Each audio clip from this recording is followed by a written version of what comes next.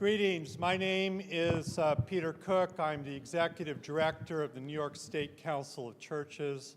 We were founded in 1893, and we represent 9 denominations and 7,500 churches across the state of New York. And we're pleased to be here today to advocate for our poor and middle-class friends, the disenfranchised, as we seek to advocate for the strengthening of our social fabric and the social safety net, while also holding off on tax cuts, but actually looking for ways to raise revenue as a way to offset the threats that are coming to us from Washington. I am going to begin with housing, but we're covering 5 issues today: housing, immigration, criminal justice reform, environmental justice, and taxes and taxation. So we're going to get right to it. We are strongly advocating for the Faith-Based Affordable Housing Act, which basically tries to override these horrible zoning restrictions we have across the state that prevent faith-based institutions from being able to build on their property.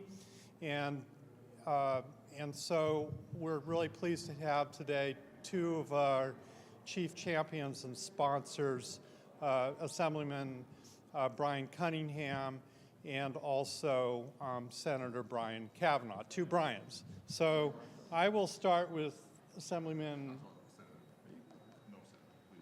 Okay, there we go. Oh, and also HAVP. Okay. You can hit that too. Great. Thank you so much. So again, I'm State Senator Brian Kavanagh. I am chair of the Senate Housing Committee and a very proud supporter of the Faith-Based Housing Act, as well as some other key legislation. You know, it's great to have the churches and our interfaith communities represented at our Senate, the joint budget hearing last week, to talk about the critical need to make investments in all of our communities across the state. You know, the fact that our faith-based communities are stepping up on housing and on so many of the other issues you're going to be talking today is no surprise, given the long history of faith-based communities really thinking about the needs of all New Yorkers, particularly some of our most vulnerable New Yorkers. And the housing crisis, of course, has become a crisis that no one can ignore. It is, you know, I come from New York City, where we've had a long-standing crisis of homelessness and eviction and unaffordability. But that is now becoming the increasing reality in smaller towns and cities, in rural areas, really across the state. So we are working on that on many fronts, but 2 of the key things that we're trying to do have already been mentioned. First of all, allowing faith-based communities to build housing on their property in circumstances where the local government might try to prevent that.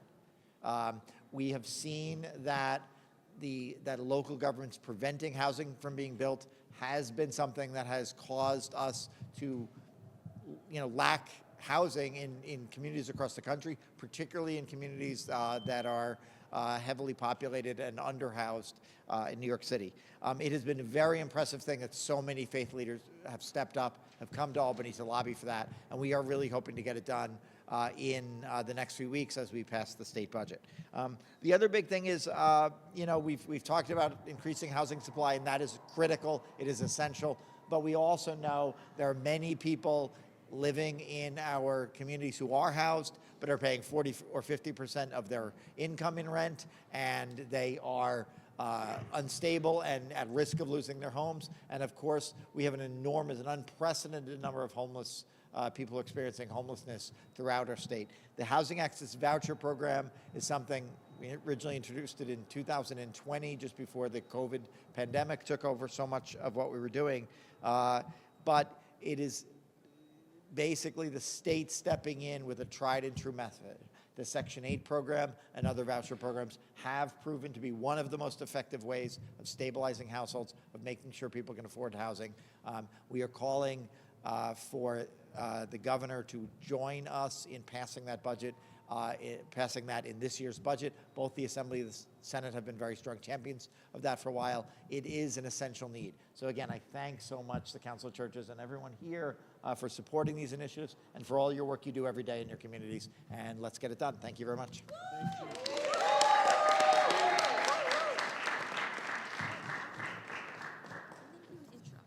So I'm going to introduce the next speaker. He is Assemblyman Brian Cunningham, the co-sponsor of the Faith-Based Affordable Housing Act in the Assembly, but also an extraordinary representative who has many bills on criminal justice, women's health, you name it. Thank you, and welcome, Brian Cunningham.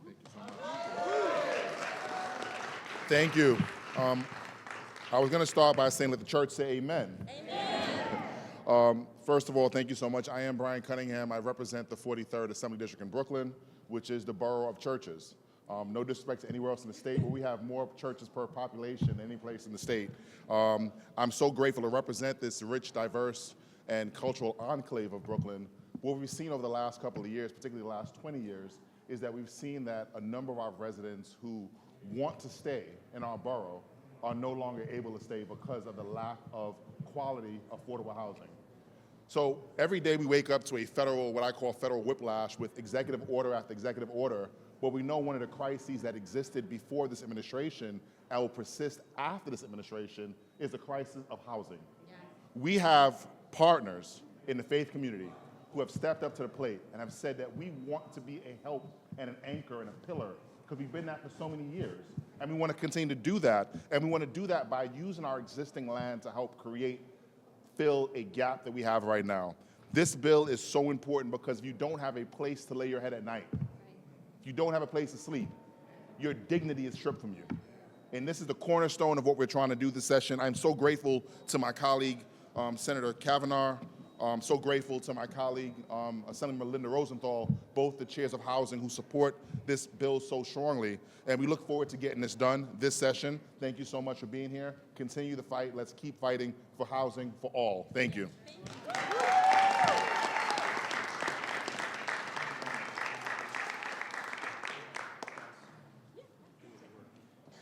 like to... Oh, go ahead. Our next speaker is actually going to be an example of why we support the Faith-Based Affordable Housing Act. First, I'll introduce myself and walk it back a little bit. I'm Rashida. I'm the Deputy Executive Director of the New York State Council of Churches, and also the project manager for the Interfaith Affordable Housing Collaborative.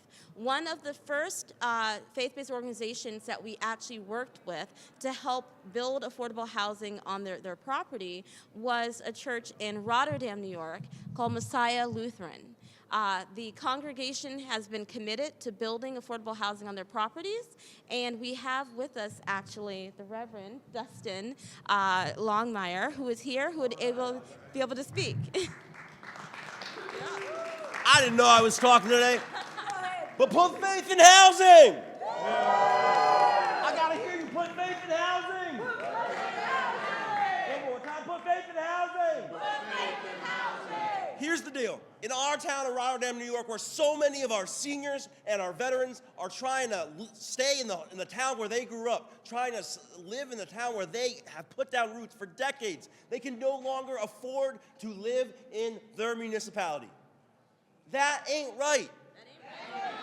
And the faith community is trying to respond, and we want to provide 65 units of affordable housing right in our local town, right in a town center, in a way that would redevelop and sort of build a main street for the little town of Rotterdam, New York. And for years, Messiah Lutheran Church, since 2020, since the darkest days of the pandemic, we had been working on a plan in line with the comprehensive plan for our town to build a 3-story building that would provide a brand new community center and 2 stories of affordable housing above it, 65 units. We had a couple meetings with our 3 years later after we went through all the careful due diligence to found a good developer, so on and so forth. 3 years after that, we went to our town board supervisor and deputy supervisor. They smile at us. They told us that our idea was fantastic. just made a couple little tweaks. And then behind our back, they downzoned our property, taking away over $1 million of property value that we could have invested back into our local community and prevented us from building affordable housing. That ain't right. That ain't right. So here's the deal. The Faith-Based Affordable Housing Act, we often talk about how it will affect New York City, but it will affect everyone across the state. Our entire state is in an affordable housing crisis. Faith communities across our state want to respond, and that is why we need both the Assembly and the Senate to make sure in their one-house budgets that the Faith-Based Affordable Housing Act is reflected. We need this bill passed today. We need this, or this week, it's a couple of weeks. We need this bill in this year's legislative session. We need to put faith in housing. Put faith in housing! Thank you so much.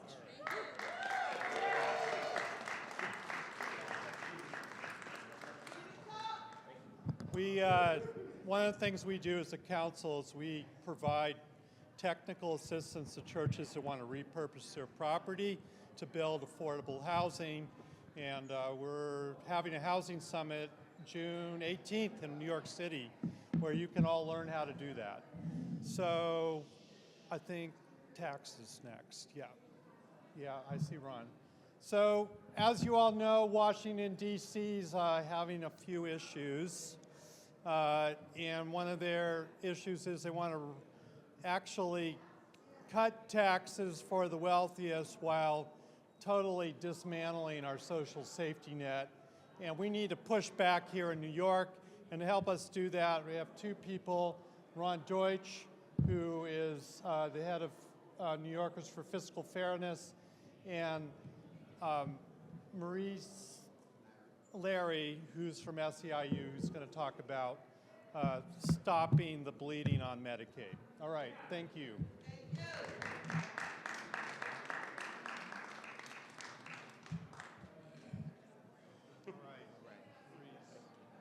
Hello, everybody. My name is Maurice Larry. I am a political organizer for 1199 ACIU, and I represent the Hudson Valley Cap region.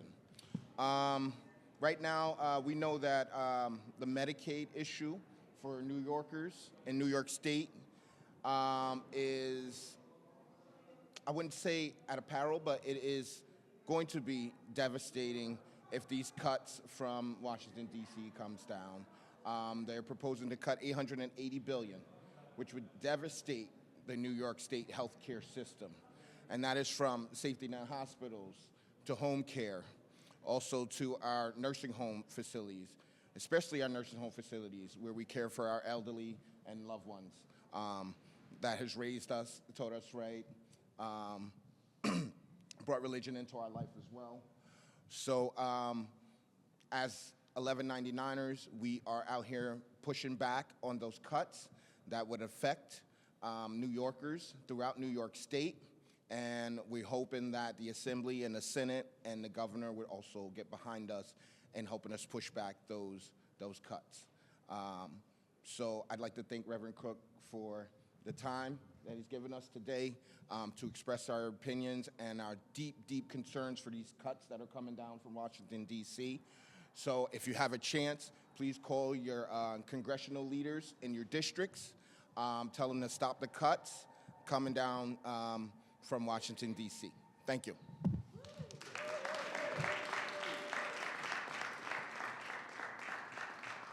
And Maurice is one of our biggest champions, and SEIU 1199, we are so grateful to you for all of your advocacy to stop the bleeding and actually invest in our social safety net, which is what we need to do.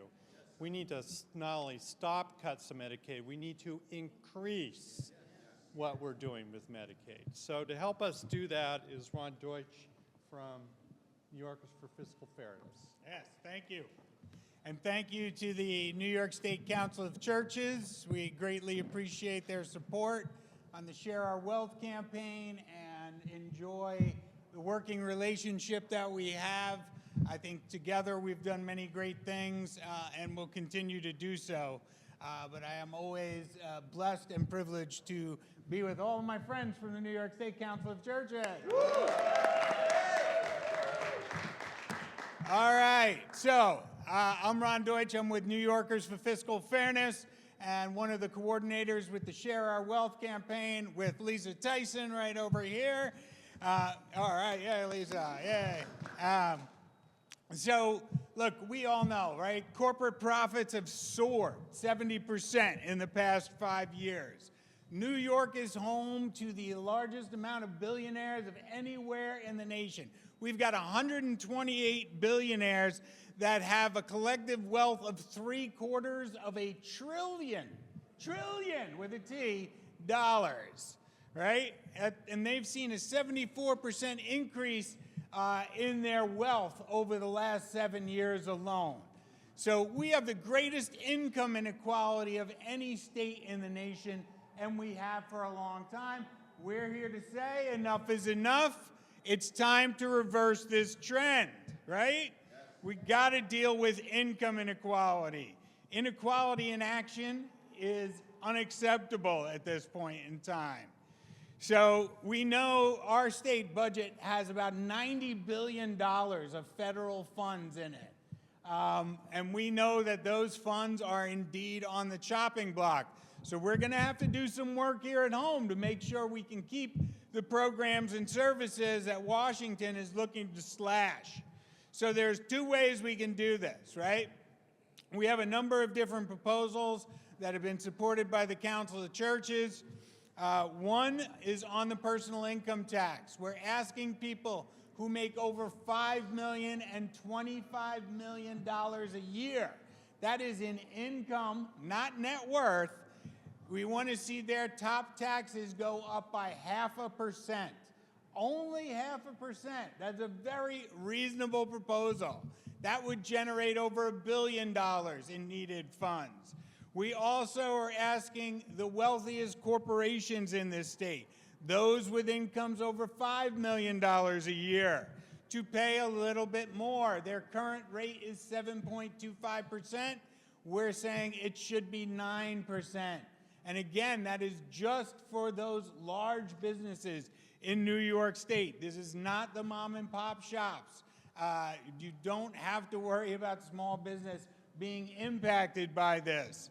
And it puts us in line with neighboring states like New Jersey and Pennsylvania and Vermont, all of which have corporate tax rates right around 9%. So we have to also remember that about 75% of the corporate tax revenue in this state comes from the top 500 corporations in this state, which again are doing exceptionally well. So these are not new proposals. These were both in the one House budgets last year. So the Assembly and Senate have already supported these. So we want to make sure they get in again, and we want to see them in the one House budgets next week when they come out. The other thing we need to do, and I'll be quick, I'm sorry, I'm going on too long, is that we need to reform IDAs, right? What the heck is an IDA? It's called Industrial Development Agencies.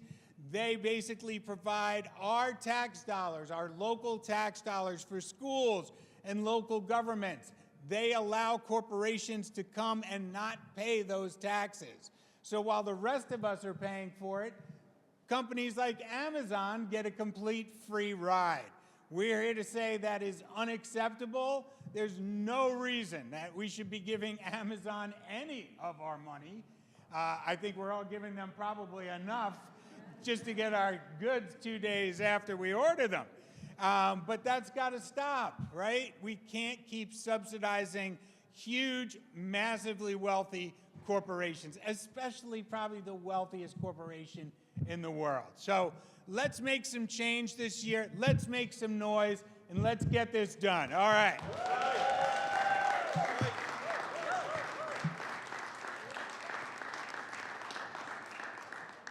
Thank you, Ron. You're always a stalwart fighter for the people, for what's right, for taxation fairness. And circling back around housing, because it is such a critical issue, we thank Senator Brian Kavanagh and Assemblyman Brian Cunningham for being here today. But we also want to circle back to the Faith-Based Affordable Housing Act because it is so central to what we are doing here today. One of our staunch allies in this has been Open New York, who have helped us organizing since almost the start of the bill. And I want to bring up Asia Thomas with the Open New York to speak a little bit more about the foundation. Hello. My name is Asia Thomas. I'm the Director of Organizing at Open New York. We are here today to support the Faith-Based Affordable Housing Act. Every day we hear from faith leaders, housing advocates, and everyday New Yorkers that there's just not enough housing. Not only is there not enough housing, there's not enough affordable housing. There's not enough affordable housing in their neighborhoods to stay in their neighborhoods. A lot of New Yorkers are moving out of New York. They're tired of the rent hikes. They're tired of doubling up with family. They're tired of no options. The Faith-Based Affordable Housing Act gives community options that they haven't had before. We trust our faith leaders to feed us. We trust our faith leaders to give us our daily service. Why not trust our faith leaders to do the same thing they've already been doing, which is house, serve, and to serve their community for many years? We want to thank these faith leaders for their tireless efforts across the state to not only support the faith-based housing bill, but also support those communities who are in desperate need. Again, we talk to advocates across the state, and we hear the same thing, that they can't afford to live here because there's just not enough housing. And so today we want to make sure that faith leaders, advocates, and elected officials know that we are here with a really strong message to say that you not only need to support the Faith-Based Affordable Housing Act, but that you need to support communities, support everyday New Yorkers, support the teachers, the nurses, the firemen, the firefighters, the veterans, support the advocates, right? You need to support the everyday New Yorkers so that we have a chance to stay in areas that we want to live, grow, and support, and have already invested our time and money in. So today, let's say, put faith in housing. Put faith in housing. Put faith in housing. Put faith in housing. Put faith in housing. Put faith in housing. Thank you, Asia. Thank you, Open New York. And again, we just want to emphasize, just get the bill into the one house on the Assembly and the Senate and work it out. Not stop the nonsense. Just put it in the one house. Amen. Okay. Next, we have the Reverend Paul Fleck, who will speak to us about immigration policy.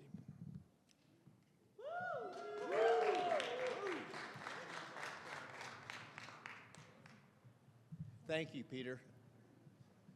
Two of the priorities of the New York State Council of Churches, three priorities of the New York State Council of Churches. One is to pass the Access to Representation Act. Many New Yorkers do not know that our immigrant siblings do not have access to representation in deportation proceedings, and they could be sent back to their countries of origin where they could face persecution and sometimes even death for merely practicing their religion, being of a certain race, creed, or ethnicity.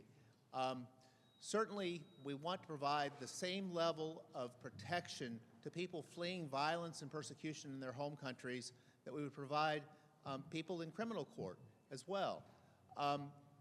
Second of all, we're hoping to pass the New York for All Act, which would prohibit local law enforcement and state law enforcement from collaborating with ICE. I have a friend who was picked up on the steps of the Brewster courthouse simply for the fact that he was in a database that the state maintained, and they knew he was coming to court that morning. ICE did. That's simply unacceptable, to tear people away from their families and their communities simply because they want to show up to court and do the right thing. The third piece of legislation we're supporting is the sensitive locations. Certainly, that has been stripped from us by the Trump administration as houses of worship. Immigrants deserve to be able to come and worship. They deserve to be able to come and be in our schools. They deserve to be able to come and seek health care in hospitals. They deserve to participate in rallies and parades and be parts of our communities. So we need protection from invasion of our houses of worship and those other sacred spaces so our immigrants can be part of our communities and not stripped from us. That's right. Amen. Amen.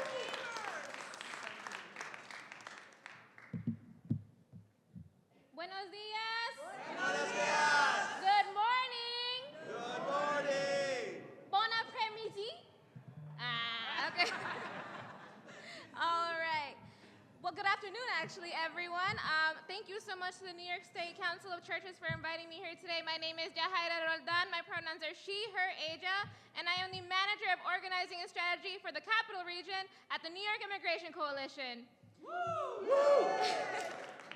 Today, I am joined by all of you, some champions today, and a diverse coalition of members supporting immigrant rights as we call on the New York State Legislature to invest $165 million in funding for immigration legal services. We urge the passage of the Access to Representation Act and the introduction and approval of the Bolstering Unrepresented Immigrant Legal Defense Act, otherwise known as BUILD Act. As of October 2024, more than 170,000 people in New York were fighting for their lives in immigration court, facing trained lawyers while being forced to navigate the state's complex and unjust system of immigration. Right now, New York families are under threat of Trump's mass deportation agenda. New York State must stand firm in ensuring due process and access to justice for immigrant New Yorkers. Without access to legal representation, immigrants are almost 11 times more likely to win their court cases. Sorry, with that. This means that they are significantly more likely to be ripped from their loved ones and be deported back to countries where they already trudged long journeys, risked their lives and their families' lives for a better future in the U.S. That's putting all of them in jeopardy. Immigrant New Yorkers cannot afford to wait any longer for this critical legislation. And let's be honest here. $165 million for immigrant legal services is a drop in the bucket. We can and we will pass the ARA with the help of electeds and our advocates present. The Access to Representation Act and BUILD Act would right the wrongs that immigrant neighbors currently face in immigration court. Passing these laws would affirm that every New Yorker is entitled to a life of freedom and dignity.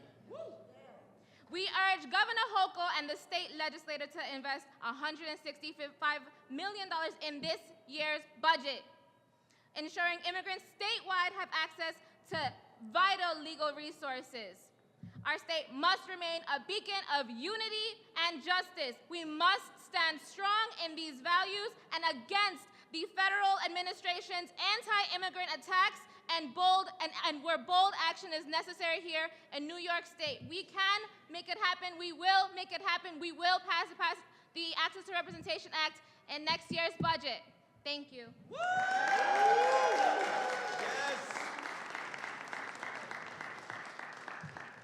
It's a tough act to follow, for sure. Thank you. My name is Kevin Borden. I'm with the Ellis Island Initiative. We're a year and a half old. So last year, we're a coalition. We put together a coalition of faith-based labor, businesses, immigrant service providers to really think about a more loving response around asylum seekers that were coming to our state. And what we realized is one of the aspects that we wanted to think about at the Ellis Island Initiative is that we are facing a serious labor shortage in our state, right? There's 500,000 job openings in New York State as of today. This shortage, we feel, puts an artificial speed limit, not only on families to be able to survive and put food on their table, shelter, but also puts an artificial speed limit on our economy itself, right?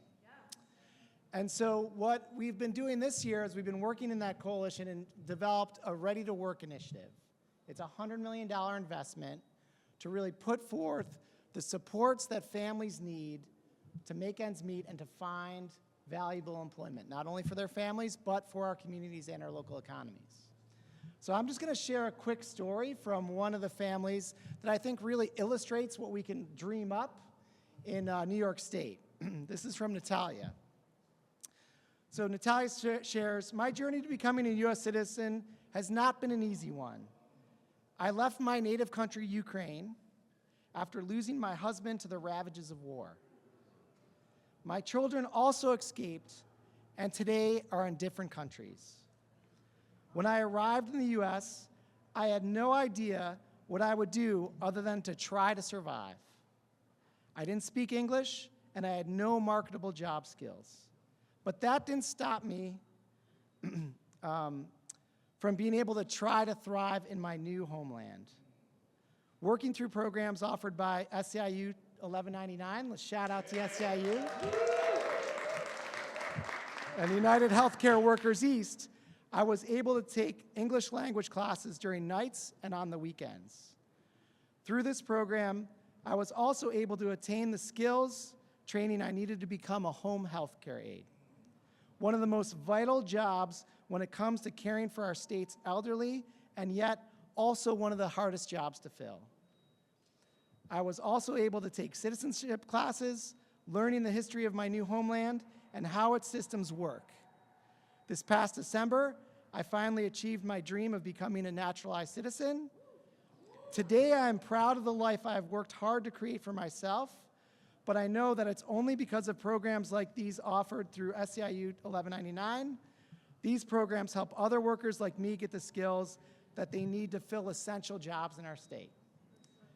So that's what the Ready to Work initiative is all about. Real people, real jobs, making sure our economies can grow for everyone. And we know in New York State, immigration has been a key aspect to making our state a strong and vital one. Thank you.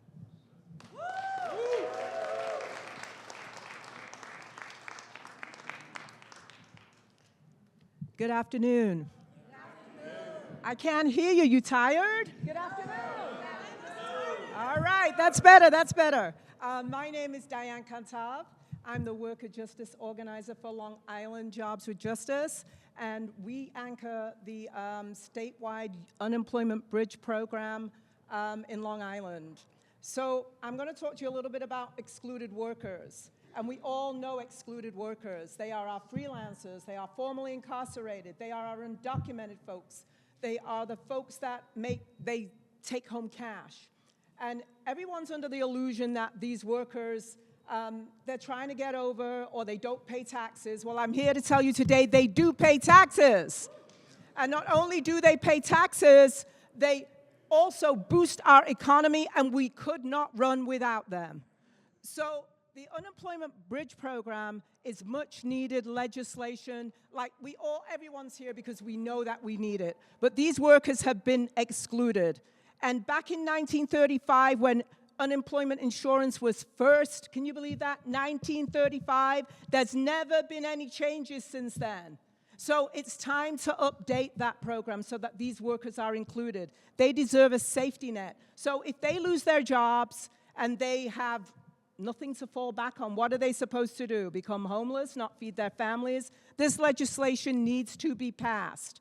So I'm here today to advocate for that. And as I say that I'm advocating for it, I need for these electeds to know that all labor has value. Not some labor, all labor has value.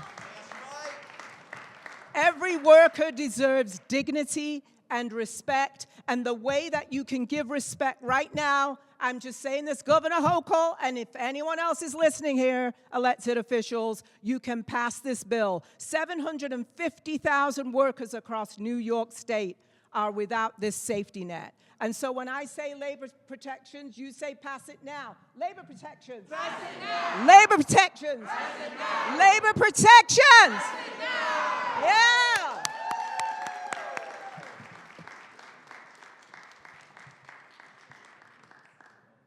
We have two more issues. Criminal justice and environment. So I'm going to welcome forward the Reverend Jim Ketcham, who will also introduce to us a special guest. All right. I'm going to let Cariol go first. And Yeah, you are back there, aren't you? Okay. Cariol has written a law because she lost her job for trying to interfere when someone was being beaten in a prison. She's written a law that will require peace officers to speak up and stop such actions or face penalties. Cariol?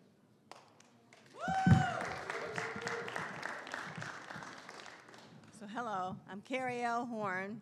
I was a Buffalo police officer, and I lost my job when I stopped a white officer from choking a black handcuffed man. And that officer was then promoted and continued to do it to where eventually he went to federal prison on a separate case. I didn't like my treatment. I wanted to protect officers who did want to stand up to do the right thing, so I wrote a law called Cariol's Law. Cariol's Law will protect officers who do stand up against the abuse or to stop the abuse, because in George Floyd's case, nobody stood up. And in the case with, right now, Robert Brooks, and there was another name I saw, I had to Google it because it's happening so fast, Messiah Natwi. And there was another one also that just happened 7 days after Robert Brooks. But the law will mandate that officers have to intervene. And that is why I'm here today, to push Cariol's Law, and I hope you can help me do that. Thank you.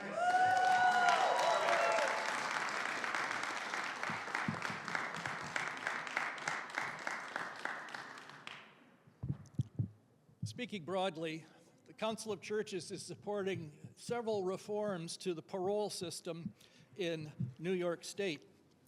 Too often, the parole board has decided to look only at the original crime someone committed on their worst day in their teens or 20s and decide to refuse them parole 20, 30, 40 years later, despite the fact that some of these people have started self-help groups in prison. Some of them have attained multiple degrees. This is not right. It's just not right.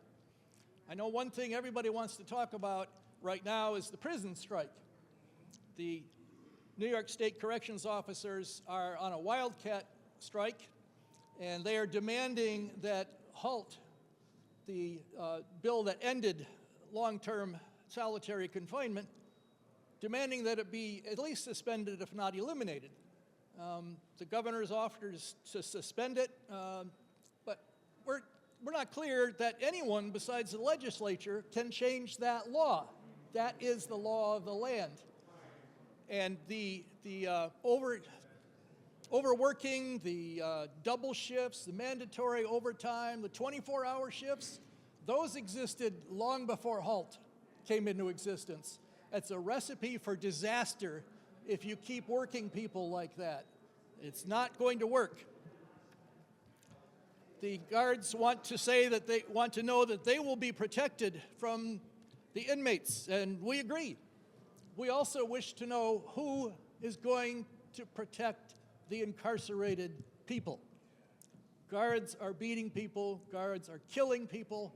This is not right. It's been going on for a long, long time. We need to turn that around, keep HALT, and make sure things run like they're supposed to. Thank you.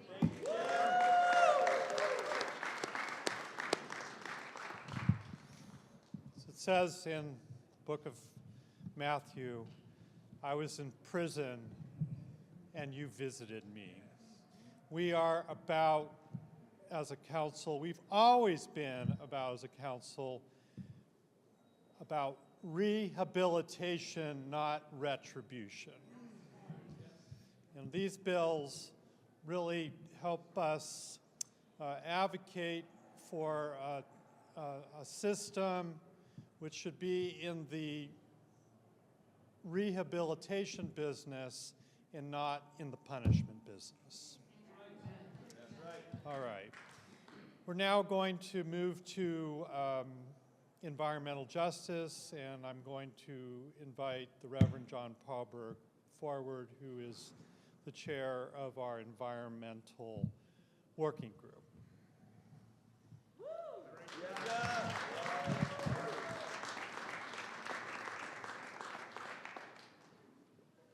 We are also asking our elected officials to address the climate crisis and to help us reduce fossil fuel consumption and greenhouse gas emissions as rapidly and as dramatically as possible. And it is a crisis. We've seen that in increased extreme weather events, fires, droughts, storms. Some years ago, scientists told us that we should aim to keep the levels of carbon dioxide in the atmosphere at 350 parts per million or less if we are to avoid possibly very large and maybe even irreversible effects on human society and the natural environment.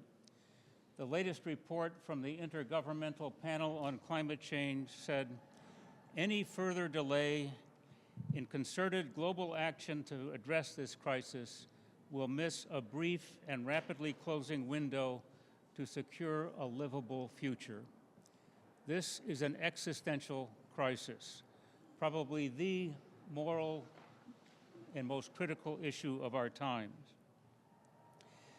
This is also an issue of justice, because communities of color, poor and marginalized communities are likely to feel the worst and most severe effects of the climate crisis.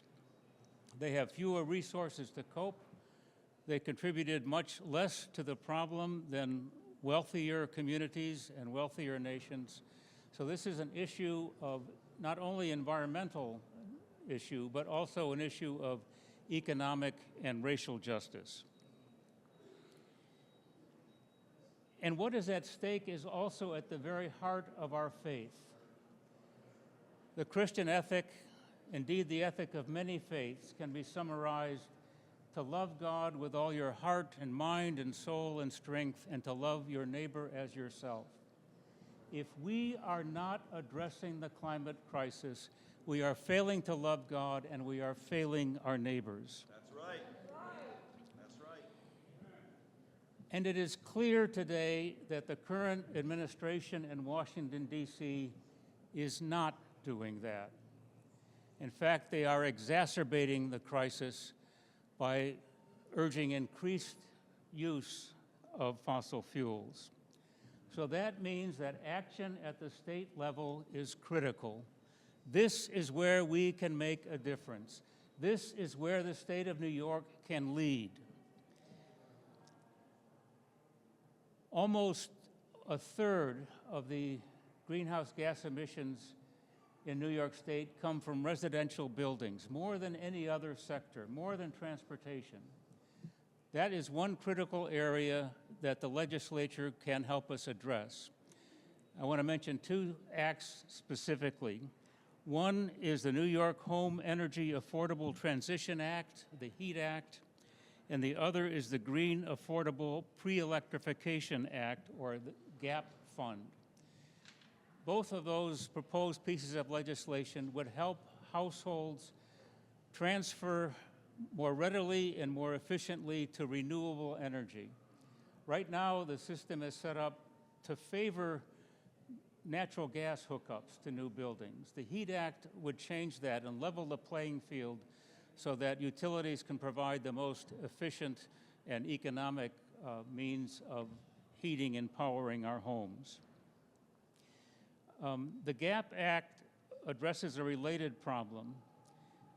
Some homes, in order to transition to renewable energy or electricity, need upgrades. They need new wiring, for example, or better insulation, or asbestos removal before they can get help in transferring to renewable energy. And the GAP Fund provides assistance to those lower and middle income households so that they can do that, so that they can repair and retrofit their homes in order to transition to renewable energy. We urge our legislators to support those acts, to enact them to help us address the climate crisis. This may be one of the most significant ways we as a state can help reduce our greenhouse gas emissions and help secure a more livable future for us and for the world. Thank you.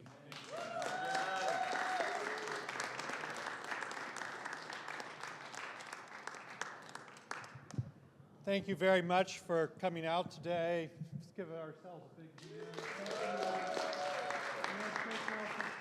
Thanks for people coming all across the state, rural, urban, ex-urban, urban, suburban, all kinds of urbans and anyway, we're just so glad that all of you could be here.